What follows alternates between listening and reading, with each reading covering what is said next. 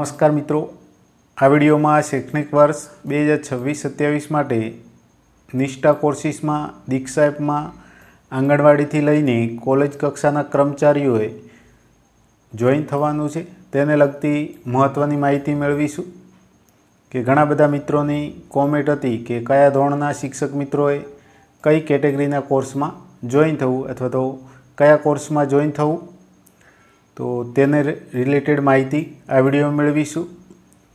દીક્ષા એપમાં કોર્સિસમાં કેવી રીતે જોઈન થવું જેનો વિડીયો અગાઉ બનાવેલ છે, તથા દીક્ષા એપમાં આપ જો પાસવર્ડ ભૂલી ગયા હો તો રીસેટ કેવી રીતે કરવો તેનો પણ વિડીયો બનાવેલ છે। અને આ જે 19/8/2026ના રોજ જે પરિપત્ર થયેલ છે જીસીઆરટી દ્વારા તેનો પણ વિડીયો બનાવેલ છે। નિષ્ઠા તાલીમને લગતા વિડીયોની લિંક નીચે ડિસ્ક્રિપ્શનમાં આપેલ છે, તેના ઉપર ક્લિક કરીને તમે સંપૂર્ણ માહિતી મેળવી શકશો।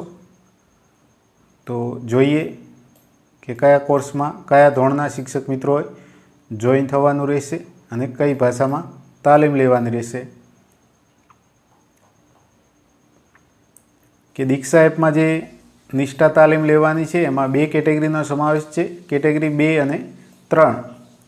તો તેમાં જોઈએ કેટેગરી વાઇઝ કેટેગરી 2ની તાલીમ કોને લેવાની છે, તો એમાં કોર્સ છે નિષ્ઠા FLN।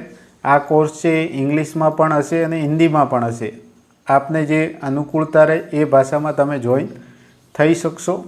જોઈન કેવી રીતે થવું તેનો વિડીયો અગાઉ બનાવેલ છે। કયા કયા ગ્રુપનો સમાવેશ કરવામાં આવ્યો છે, તો પાયાના તબક્કા ફાઉન્ડેશનલ સ્ટેજ, પૂર્વ પ્રાથમિક તબક્કા પ્રિપેરેટરી સ્ટેજ, ધોરણ 5 સુધીના તમામ શાળાના આચાર્યો અને શિક્ષકો। ફાઉન્ડેશનલ સ્ટેજ આપ સૌ જાણો જ છો કે રાષ્ટ્રીય શિક્ષણ નીતિ એટલે કે NEPમાં શિક્ષણના 4 તબક્કા આપવામાં આવેલ છે। એમાં ફાઉન્ડેશનલ સ્ટેજ છે 3 બાલવાટિકા એટલે કે આંગણવાડીમાં 2, એક શાળામાં અને પહેલું બીજું, આમ 5 વર્ષનો ફાઉન્ડેશનલ સ્ટેજમાં સમાવેશ કરવામાં આવ્યો છે પૂર્વ પ્રાથમિક તબક્કા। ત્યારબાદ પ્રિપેરેટરી સ્ટેજ એટલે કે પ્રારંભિક તબક્કો, એમાં 3 થી 5નો સમાવેશ થાય છે। તો આંગણવાડીના મિત્રોએ ધોરણ 1-2ના શિક્ષક મિત્રોએ અને 3 થી 5ના, ટૂંકમાં આંગણવાડીથી લઈને ધોરણ 5 સુધીના તમામ શિક્ષક મિત્રોએ આ કોર્સમાં જોઈન થવાનું રહેશે અને એ શાળાના આચાર્ય મિત્રોએ પણ જોઈન થવાનું રહેશે। આ બધા કોર્સમાં જોઈન થવાની છેલ્લી તારીખ 31 ઓગસ્ટ 2026 છે અને કોર્સ પૂર્ણ કરવાની છેલ્લી તારીખ 15 સપ્ટેમ્બર 2026 છે। એ જ રીતે કેટેગરી 2માં બીજો કોર્સ છે નિષ્ઠા ECCE। એમાં પણ ફાઉન્ડેશનલ સ્ટેજ, પ્રિપેરેટરી સ્ટેજ, ધોરણ 5 સુધીના આચાર્યો, શિક્ષક મિત્રો, CRC, BRC અને આંગણવાડી કેન્દ્રના અધિકારી કર્મચારી, એટલે કે આ જે કોર્સમાં છે એ પણ આંગણવાડીથી લઈને ધોરણ 5 સુધીના તમામ શિક્ષક મિત્રોએ, એ શાળાના આચાર્યોએ, CRC અને BRC મિત્રોએ આ કોર્સમાં જોઈન થવાનું રહેશે। એટલે કે કેટેગરી 2 છે એ ધોરણ 6 થી 8વાળા મિત્રોને લાગુ પડશે નહીં।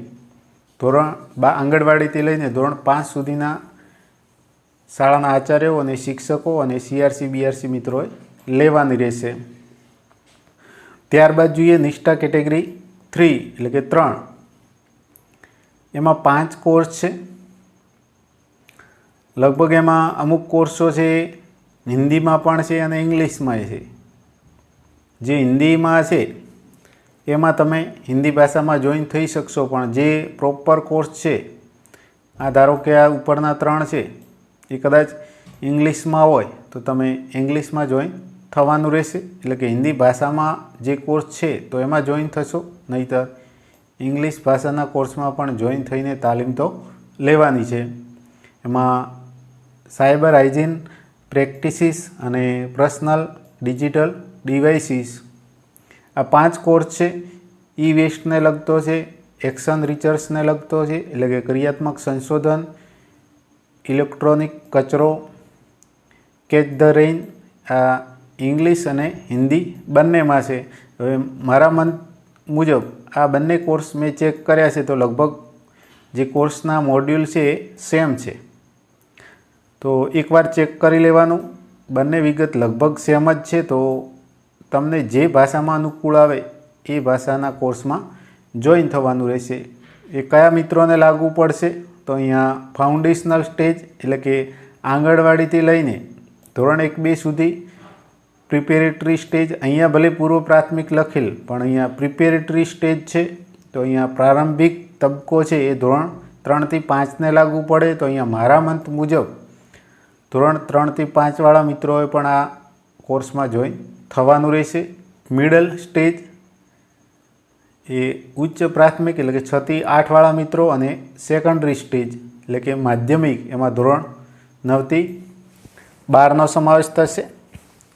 આ શાળાના તમામ આચાર્યો, શિક્ષકો અને અહીંયા જે સંસ્થાઓ આપેલ છે CRC BRC મિત્રો સાથે, એમને પણ તાલીમ લેવાની છે। ટૂંકમાં આંગણવાડીથી લઈને કોલેજ કક્ષાના અધિકારીઓ સુધી લાગુ પડતા મિત્રોએ આ તાલીમમાં કોર્સમાં જોડાવાનું રહેશે। તો આશા રાખું કે લગભગ આપને ખ્યાલ આવી જ ગયો હશે કે કયા કોર્સમાં આપને જોઈન થવાનું છે। અને ખાસ મૂલ્યાંકનમાં 70% ઉપર ગુણ આવશે, ત્યારબાદ જ સર્ટિફિકેટ છે એ તમે ડાઉનલોડ કરી શકશો। તો મિત્રો, આશા રાખું કે આ વિડીયો આપને ઉપયોગી બનશે। જો આપ મારી ચેનલ પર નવા હો તો ચેનલને સબસ્ક્રાઈબ કરી વિડીયો શેર કરશો। આભાર।